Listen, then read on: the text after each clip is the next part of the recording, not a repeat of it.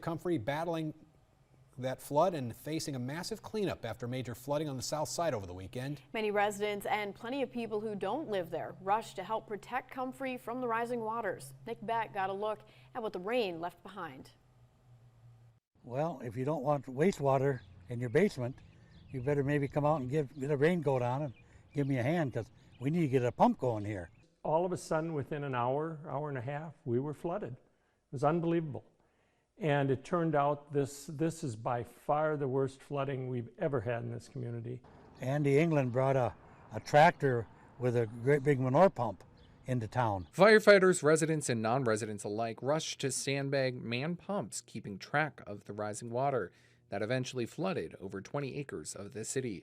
And so every hour we had to get out, and it seemed like every time we had to put gas in is when it rained the hardest. Many residents are still dealing with leftover water, now hidden inside their homes. And of course, there's nothing harder to clean up, Nick, than wastewater.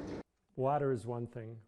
That type of dirty water is worse. Gary Richter believes that help from the state and federal level is on its way. The ball is rolling, and it's got to roll fast, as far as I'm concerned, because, you know, this could happen within the next week or two, or later this summer again. The county already has its boots on the ground. We're able to just help manage their response a little bit, give them some assistance and ideas of what else to do.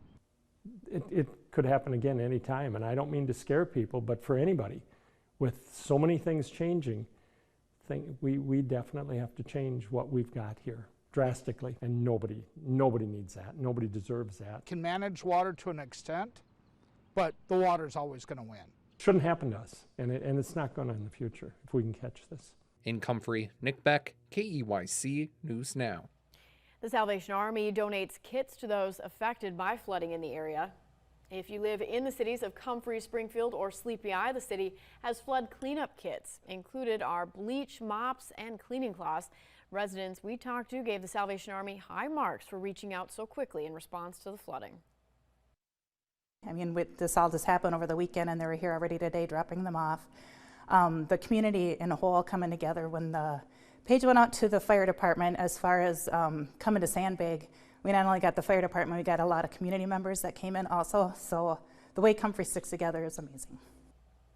The city of Comfrey, they're making sure those in the city get them first, then those outside of town.